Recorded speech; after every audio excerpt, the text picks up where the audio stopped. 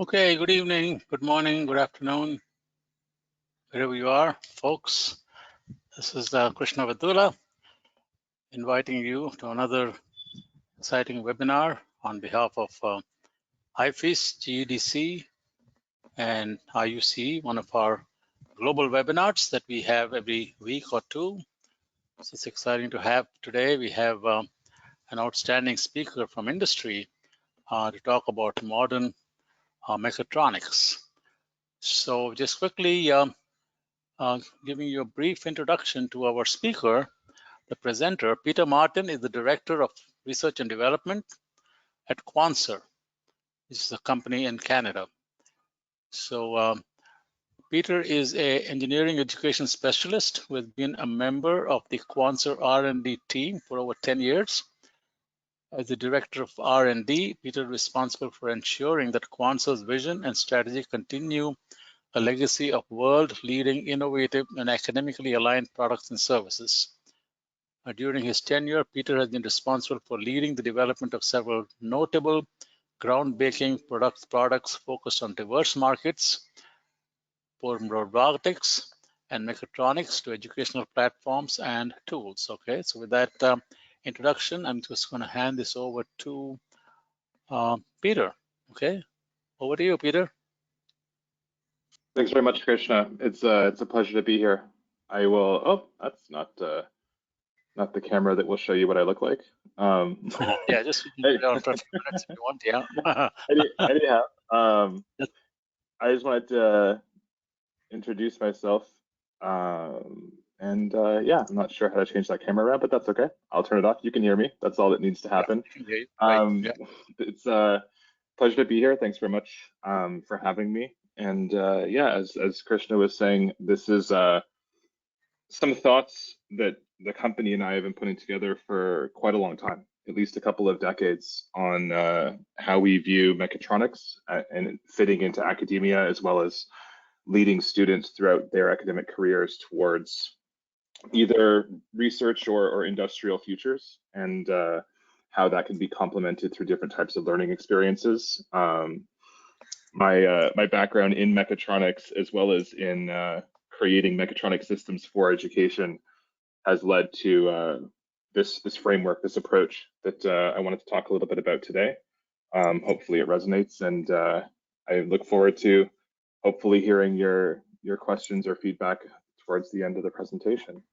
So without further ado, we'll continue on with this. I'm just going to give a little bit of background, very short background at the beginning here on Quanser and where we come from in terms of our mechatronics background. So we've been in education for over 30 years, getting about 33 years now.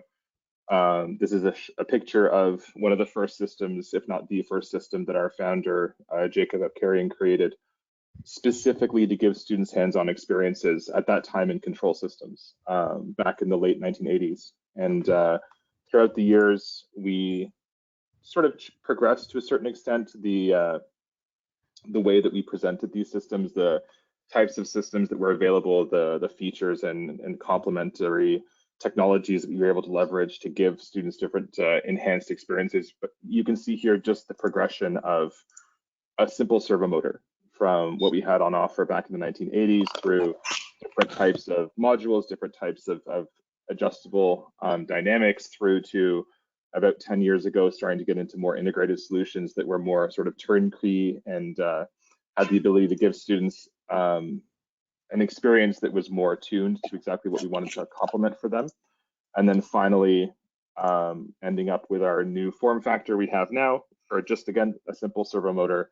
And then finally now, and as to a certain extent as a result of COVID, but also as a result of some complementary R&D that we had been doing leading up to COVID, we have the ability to offer virtual experiments. And so this just sort of kind of gives you a glimpse of one particular type of product and how it's changed over the last 30 years as technology has changed, as mechatronics has changed, going from very analog style systems all the way through to now completely digital, completely virtualized systems. And building on that, as I said at the beginning, it's not just that we have this legacy, this experience with providing institutions all over the world with platforms to be able to deliver mechatronics, robotics, control systems, and other experiences, but we genuinely are a company that creates mechatronics products, not just for academia, but we also have part of our business that specializes in actual industrial grade, highly complex and integrated mechatronic systems that we sell OEM through a number of companies as well. So this dichotomy, to a certain extent, of having a background both in industry and a background in academia has given us this really interesting insight into the types of skills, experiences, and platforms that really complement a mechatronics education. So to kind of build on that a little bit, you can see there's a diversity in the types of things that we've done. And through that diversity, we've been able to really fine tune a set of philosophies I'll talk about in a little bit in terms of how we can create platforms that complement mechatronics and give students these valuable skills and experiences. But really what we've been also doing, at least especially in the last 10 years, as mechatronics has really emerged as a foundational discipline of engineering. We ask ourselves these types of questions. What is a mechatronic engineering experience? As many of you likely know, mechatronics is not a defined discipline, not the same way at least as something like control systems, where a faculty or a syllabus all over the world doesn't really change very much in terms of what's offered, how the content is presented, the types of textbooks that are used, things like that. Mechatronics is still very open to interpretation, open to different approaches to how these skills are provided. In the last few weeks, I've actually been interviewing candidates coming into our company, some of which were coming out of undergraduate mechatronics programs. And one of the questions I like to ask them is, what do you think mechatronics is? What is mechatronics from your standpoint as someone who graduated in April of this year? And the answers are different from student to student, from candidate to candidate, and also they're different from what I think mechatronics is and from what my colleagues think mechatronics is and our partners all over the world think it is. So because of this not necessarily ambiguity, but this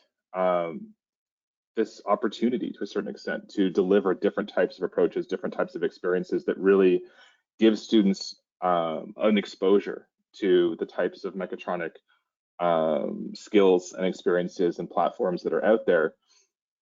What we started with when we were asking ourselves, how can we build and deliver to our partners platforms that allow them to do whatever approach to mechatronics that they think is the right one, as well as making sure that we can also kind of nudge or inject a little bit of what we think is really essential in there.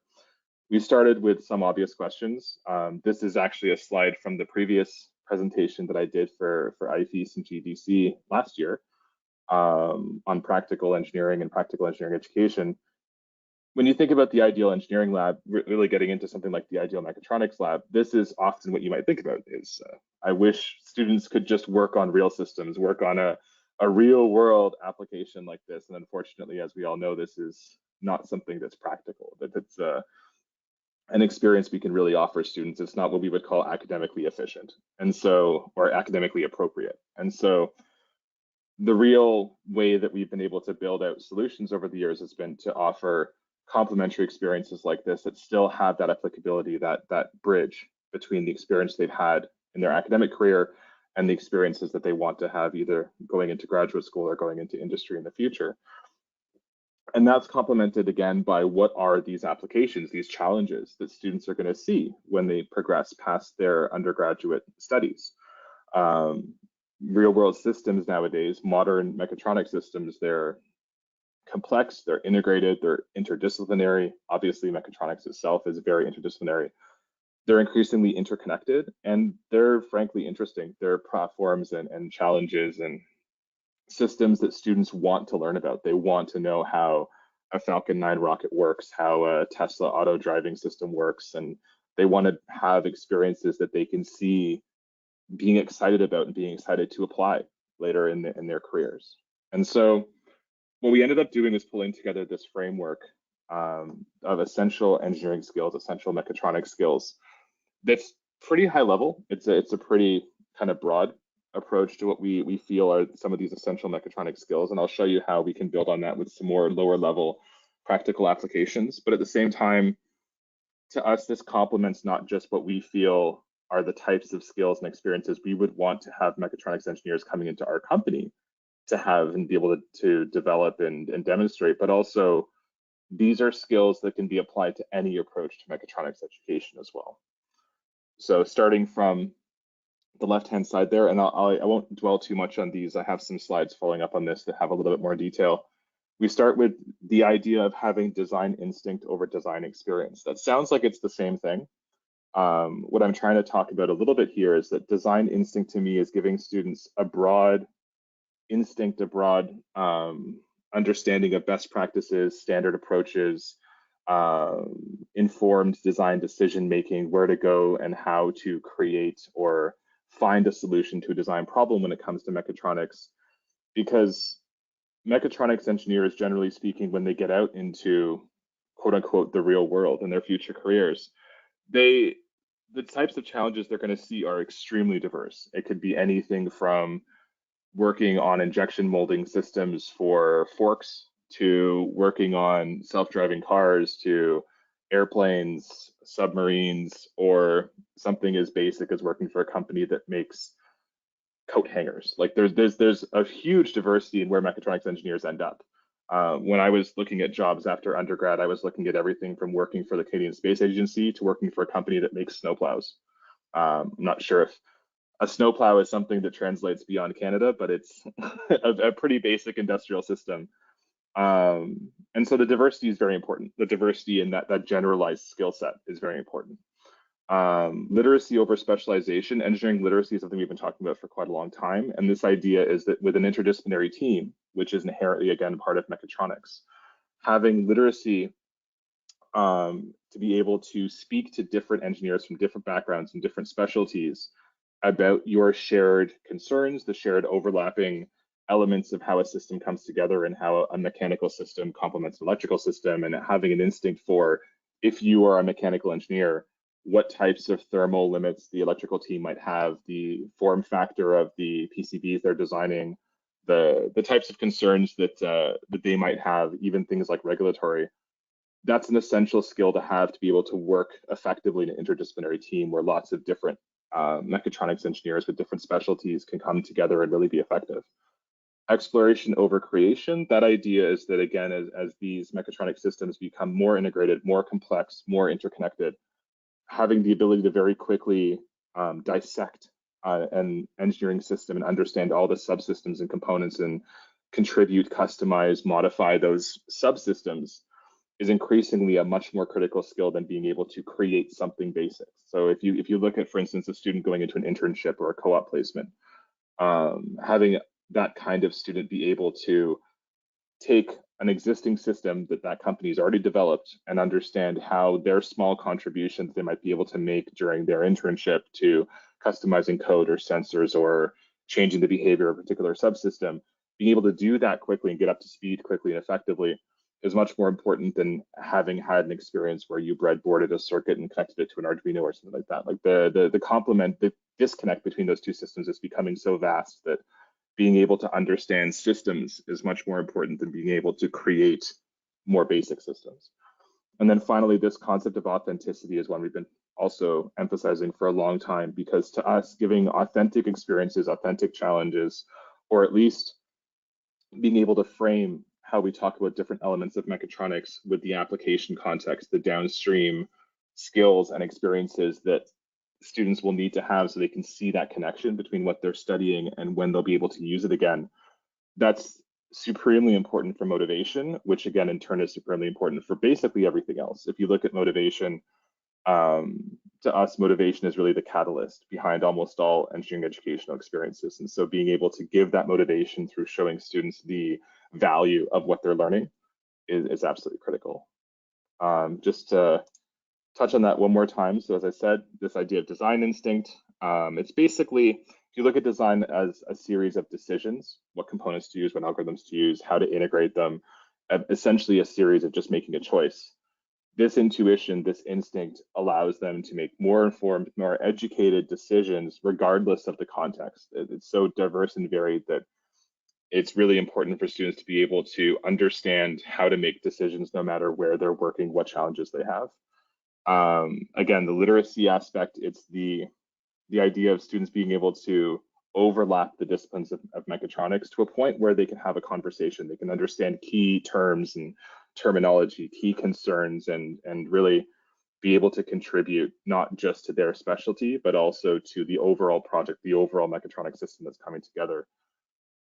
The design dissection point, as I said, was this idea of being able to not necessarily take on the traditional or more traditional project-based design approach where students create something, as you can see in the top right there, but being able to really scaffold an approach where they dissect a complex system and really understand the design decisions that were made, how they can be customized, how they can be applied to different challenges, and really how they can contribute to a portion or the customization of that complex system. That's in terms of being able to be industry ready in terms of skills and experiences and understanding how these complex systems come together, to us is much more critical. And then finally, this idea of authenticity, being able to really build real systems, real complexity, and at the same time as you have a theoretical rigor, really allows students to generalize their skills and see the practical applications. Finally, we get to this last point that I'll mention, which is this concept of projects versus products. I've written a little bit about this for Quanser as well. This is where we bridge a little bit from authentic challenges in an academic context to what it means to actually create industrial products. To me, the project idea is when you're in academia and you're giving students project-based learning challenges or things like that, there is still quite a gap between those experiences that students have and actual elements of things like design for manufacture, where if you're actually creating something not once, but 1,000, 5,000 times, a lot of the concerns that you have, a lot of the really critical elements that come together in a design are very different. And as much as possible, if we can start to introduce students to how to create something not once, but repeatably and reliably over and over again, that will also hopefully serve them not just in future industrial careers, but also in the ways that their research can really come together in a mechatronic context to be a practical contributor to global challenges. But that really leads us to this question: how? So that all sounds great. I hope it sounds great. But how do you actually dissect a complex mechatronic system and craft this authentic experience that will give students intuition, give them instincts, and lead to literacy in all these different disciplines?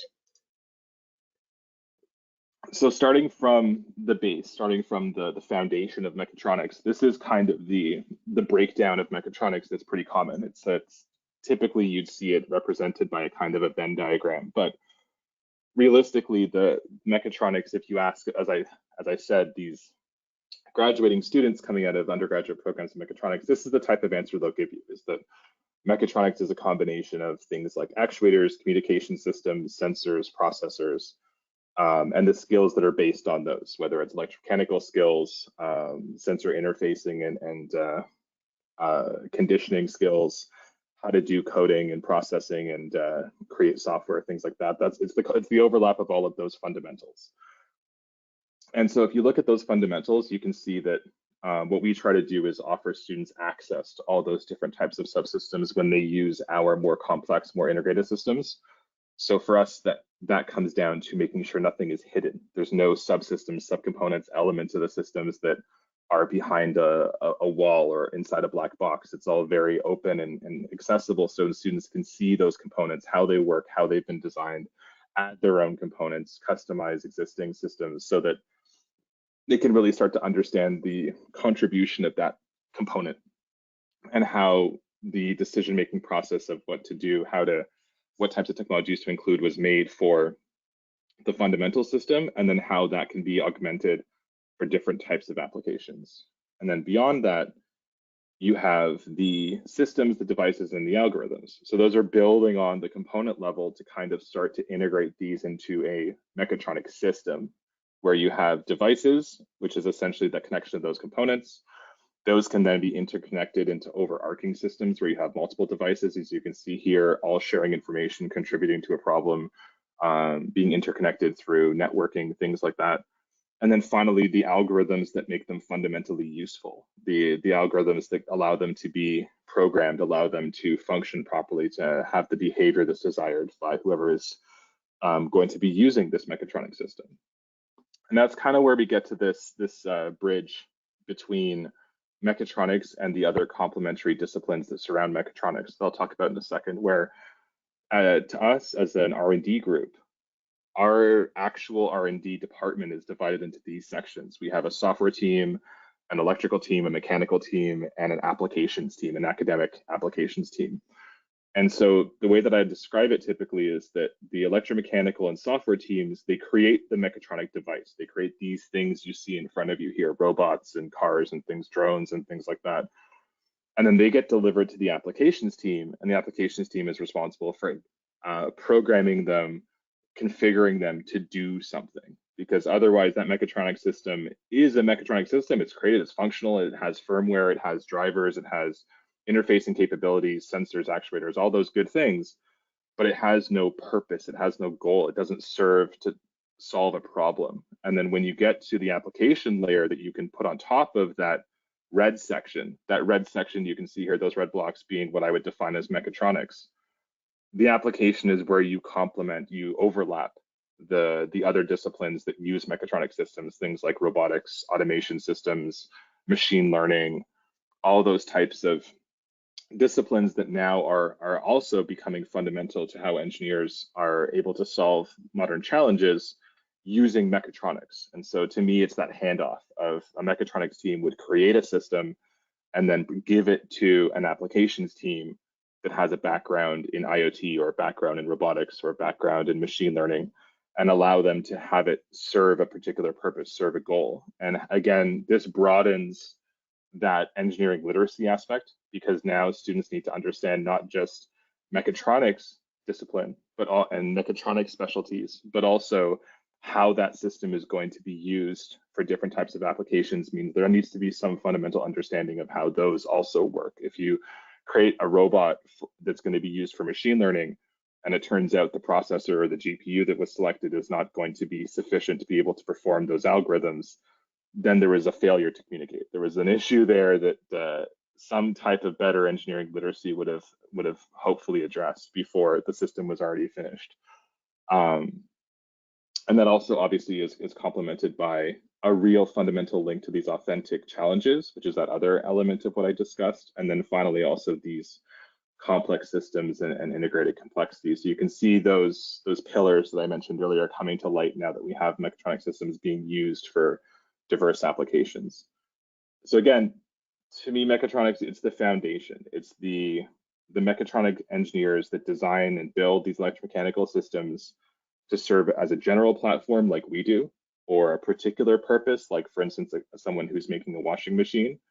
But then where robotics and autonomous systems experts take over is building the applications, building the software systems that allow them to serve a purpose, to be a self-driving car as opposed to just a car, to be a package delivering drone instead of just a drone.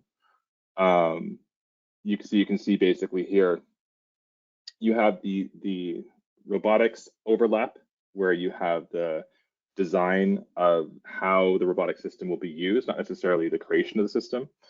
To a certain extent, you could almost view mechatronics when it comes to robotics as kind of science to engineering. You have the mechatronics engineers that create the robot using engineering, and then the roboticists who then apply it to the science of robotics, the science of the algorithmic and theoretical creation of the behavior of that system. Again, obviously there's a lot of overlap. I have a background in both, so I can kind of see the connections, but also where perhaps there's a lot of more overlap than I'm giving credit for. But it's that kind of generalization that's I think to a certain extent useful. And the same again with autonomous systems, where if you create a mobile robot or create a vehicle, it would be the mechatronics engineers that create that system, but then the autonomous systems experts that would then allow it to be autonomous, allow it to be self-driving. So how do we then ourselves as what we do, or also I think to a certain extent, if you were to create your own systems, your own platforms, teaching tools to be able to complement mechatronics in this way, what are some of the ways that you can create systems that allow you to do those sorts of things effectively, efficiently?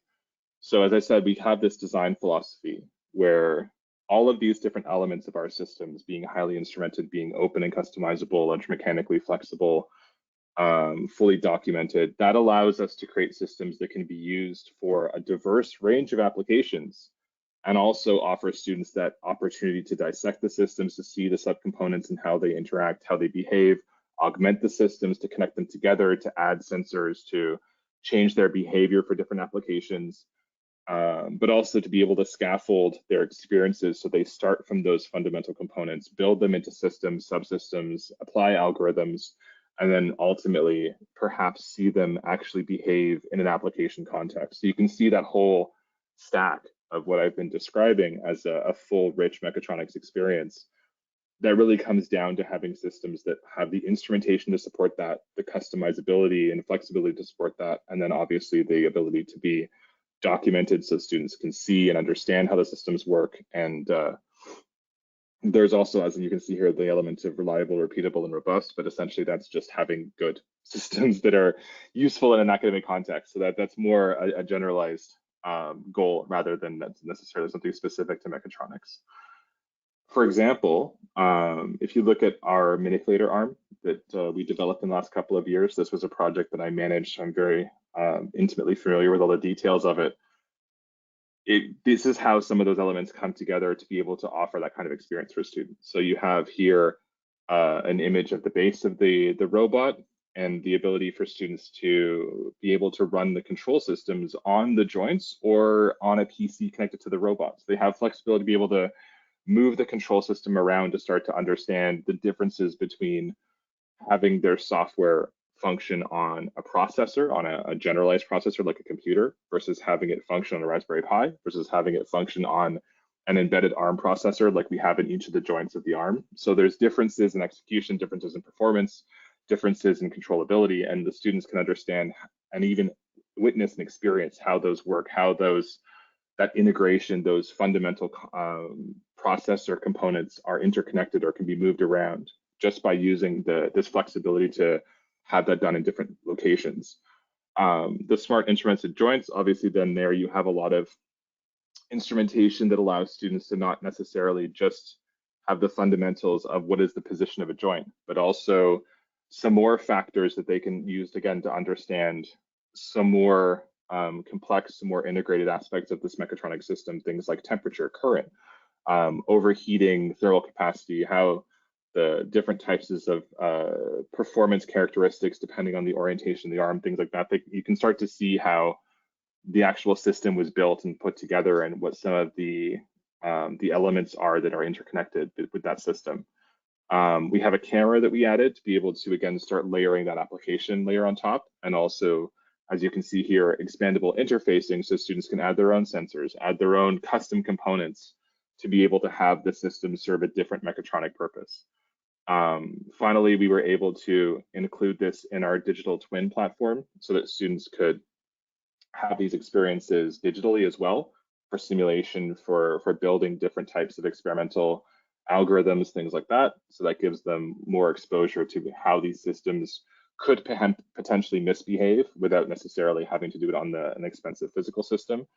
And obviously lots of different software compatibility as well. So that all of this together gives students this ability, like I said, to dissect this complex system, understand all the subsystems, subcomponents, algorithms, how they complement each other, and then possibly at the end of that experience, customize, tune, tweak that system exactly as they would in an industrial context to be able to serve a particular purpose. How this looks on the pedagogical side, on the curriculum side, is if you look at the way that we lay out these topics, we start with this block diagram. This is typically the approach we take with all of our curriculum, where we look at what is the system itself, how does it function as a mechatronic system, and we look at all the different elements of that from a software perspective as well as from a component and system level perspective, and then out of there we pull the labs, the learning experiences we want students to have. And you can see here, it's not just saying we want to have a lab on inverse kinematics or a lab on joint control. It's linking it to a practical real world context where that's useful. So for differential kinematics, we talk about tool manipulation. For inverse kinematics, we talk about teach pendants. For forward kinematics, we talk about lead through and workspace identification. So we're trying to not necessarily give them just the theoretical knowledge of how that algorithm works, but when it's used and why it's used and how that's a valuable learning experience for them. And then if you then take those fundamentals experiences and build them up almost like an onion to scaffold towards something that's really complex and integrated, like machine learning or model-based control or cobotics, all of these experiences build and complement each other and layer on top of each other so that you can get to those high-level applications that I mentioned earlier by building on these fundamentals, not just from the electromechanical side, but also from the theoretical side, from the learning experiences and outcomes side. So, I mean, ultimately, this comes down to essentially just these types of complex problems, complex challenges that students, and especially in mechatronics, see in the world, whether they're in research or industry nowadays. To us, these require complex systems to be able to understand system level thinking, how to dissect and complement and create complex systems, and then also obviously interdisciplinary teams and an increasing ability for students to pull all of that understanding together and really address these real world challenges that they're going to see. And just to close, this is the sort of thing that we try to do with our systems, with our content, our curriculum, our technology, and how we partner with institutions to try to allow them to take on these types of challenges. And feel free to reach out if this is the sort of thing that you think might help your curriculum or learning goals. That's about all for me. Thanks very much for the opportunity.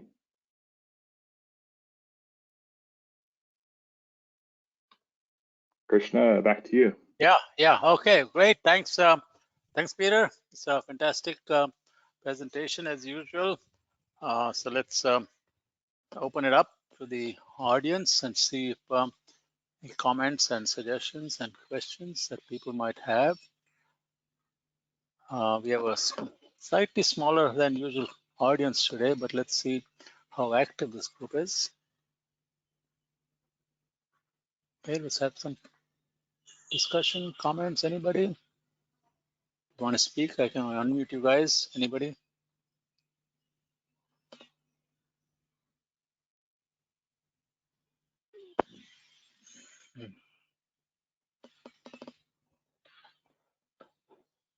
So I have a question, Peter. Have you had any luck with colleges in India? Now that I'm in India, is there any progress that you know of any kind of IITs or anybody has taken up some of these things?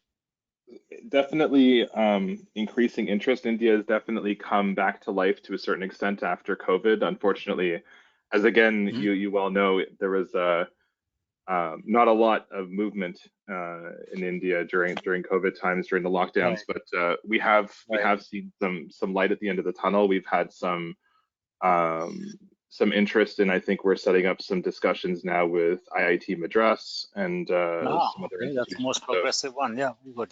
Things are happening. Absolutely, yeah, it's exciting. We've also been working as a side note that's interesting to us. We've been working quite a lot with Wipro in India on some self-driving car demonstrations and platforms for them as an industrial partner to create different types of industry-grade software platforms to complement their self-driving offerings using our systems as a research tool. So it's been interesting to work not just on the academic side in India, but also on the industrial side.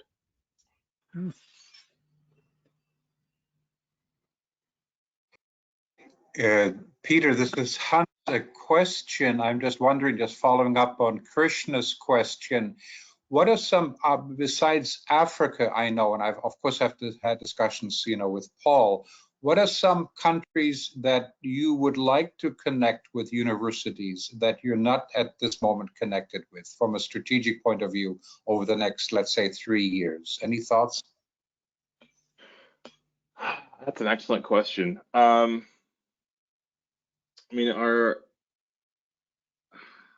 That's a very good question. I'm not entirely sure off the top of my head. As a company at the moment, we've been focused on really building our foundation, our partnerships in the UK and China, but we have a pretty good diverse established relationship there. We're just trying to kind of build and heat up that pot for as a metaphor to trying to see some traction.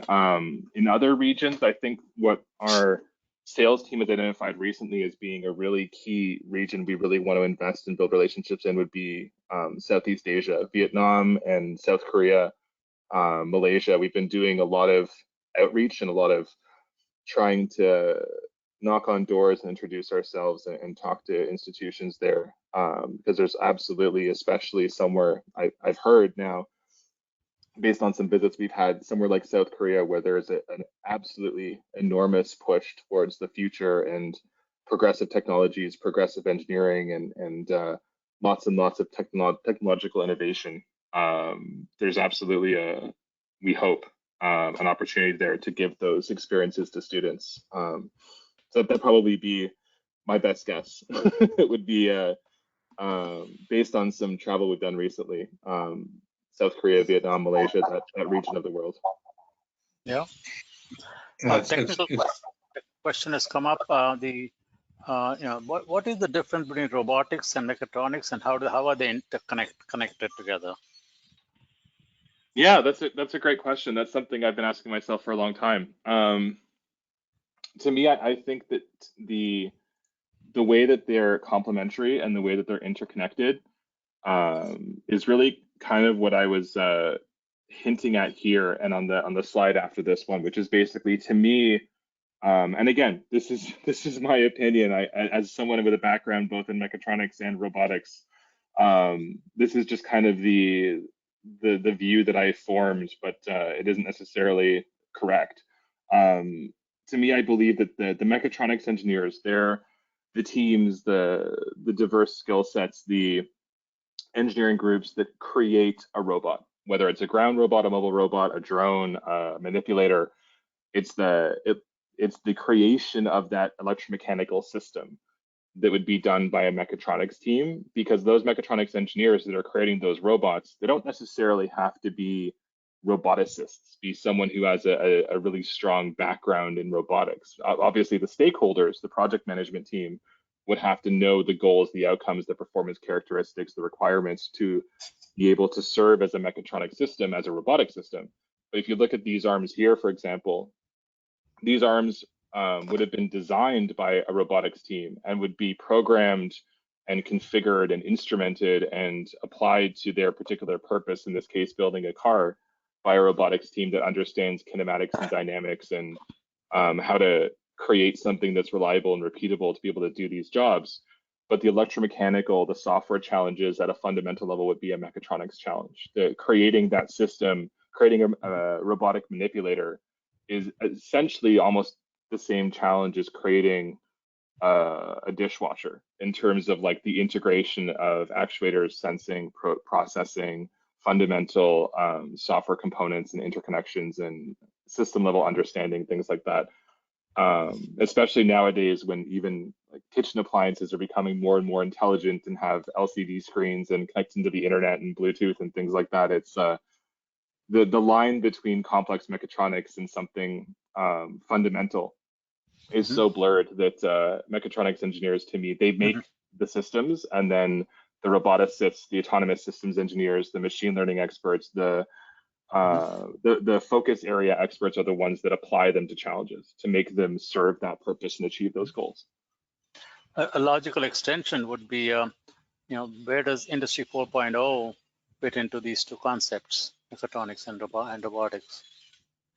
Yeah, absolutely. I mean, I think that's just another layer on top of these systems. So if you see it as being mechatronics engineers that create the systems, roboticists who apply them to these challenges, it would be an IoT or an Industry 4.0 expert that would then, at a higher level, build a cloud-based ERP or forecasting system or like a supply chain system to be able to have those cellular systems complement each other, be reconfigurable, and serve different types of challenges and goals, like provide the different goals for the different circumstance, where the roboticist would then achieve it and the mechatronics engineer would make sure the system can perform it. So it's absolutely, as I was saying, you grow and grow and grow the interdisciplinary nature of these challenges. And so it's a more and more interesting challenge. So where do you see the company 10 years from now? Our company, I think that you're absolutely starting to talk about some of the areas that we see emerging as fundamental parts of engineering education that we think we can contribute to. We've been talking about smart manufacturing quite a lot, digital manufacturing. That's one of the other strong suits we want to really build on. Really forward looking, we're starting to talk about notions of things like cyber physical security. Obviously, as you just said, with Industry 4.0 and challenges like that, the security and software integrity aspect becomes very critical. And then finally, we've been talking a little bit about complementary disciplines like sustainability and sustainable engineering as well. So there's a lot of areas that are emerging that hopefully we can contribute and provide solutions to help with that sorts of educational challenges. Yeah, I was going to ask you that about sustainability, but that's going to be the next couple of decades are going to be technologies relevant to sustainability, and obviously, robotics and mechatronics can play a major role in helping optimize the use of water, energy, and so on. So, do you see that happening already in some companies or in some countries?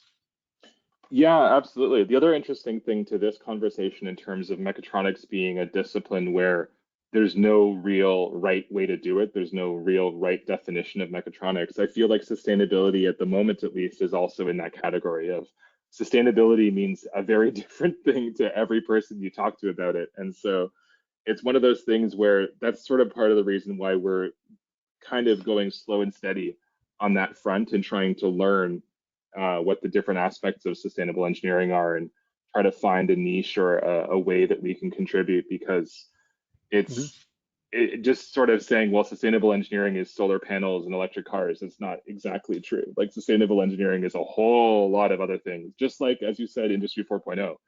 They're all very complex challenges, and we don't know, to be perfectly honest, what the right answer is right now in terms of what we can do to help. So we're still definitely learning. Just following up, Krishna, on this very important question, I'm very happy to share with our community here that Quanser is working with us in terms of the 2022 Global Sustainability Award. And we've formed a committee of leaders. Of course, Paul is co-leading it with Stephanie Farrell, our IFE's president, on that. And we are launching it this year and will for the next several years, working with Quanser. I just want to give you those wonderful news. Yeah, that's great. Yeah. We're very happy to be a part of that. Absolutely. It's as we all said, it's a very fundamental challenge, and we hope, as I said, this will be an opportunity for us to learn and to see what the world is doing to take on these challenges and how we can help. That's great. I noticed our friend Sushma Kulkarni is there too on the panel. That's great. Oh, this is fantastic. Okay, so I guess we can wind up with a few comments from Hans. Go ahead. Well, thank you very much. And again, Peter, Krishna and I and Aliki, we deeply appreciate your thoughtful and presentation. We'll share it with our global community. Let me just shift slightly. It's very interesting. You mentioned your Quanser following Krishna's question about looking forward to 2 years. And very interesting, in a few days, Paul and other Quanser members will be together for the first time in some time in Minneapolis this weekend. And I'm happy to say that a couple of very close friends from both South Korea and Malaysia will be there.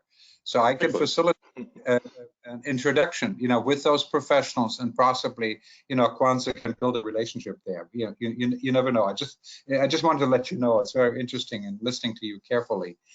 I appreciate certainly Quanser's support of hosting our reception and this coming weekend and dinner in Minneapolis, where many of the IFEs and GDC and IUCE colleagues and friends and members will be there for the first time in some time in this different world that we live in, per se. We're working diligently, and again, reminding some of us who are here today of our Cape Town conference. The engagement of students is fundamental, and we're working very closely there with the team there to bring this together. I'm very happy. A totally different but related subject is we're working closely with women engineering leaders in East Africa, and we're bringing together academic, government, corporate leaders next month in Arusha, Tanzania, a place I've had the chance to live in some years ago, to bring together key leaders of that part of the world of Eastern Africa per se. I'm very, very happy about that. And many of the women that have contributed to our Africa edition of Rising to the Top will be there. And then just my final comment on that, we're working very closely, with leaders in the MENA Arab world in Southeast Asia on writing our 5th and 6th editions of Rising to the Top. And we'll be having a space, an opportunity workshop in Cape Town, bringing those women leaders together, which we're also doing through webinars, just as this one, for the expression of serious women engineering leaders throughout the world to contribute their experiences. So with that, Peter and Krishna, thank you very, very much for this very thoughtful morning presentation. Yeah, thank you so much, Peter, for taking the time to enlighten us on what's happening in the field and at Quanser. So, and I'll thank you all, audience, for your presence and the discussion. So, with that, I think it's all we can all go back to what we do normally. So, good evening, good afternoon, good morning, different parts of the world, and take care, everybody. Thanks, everyone. Peace be with you. Bye-bye. Bye-bye. Bye-bye.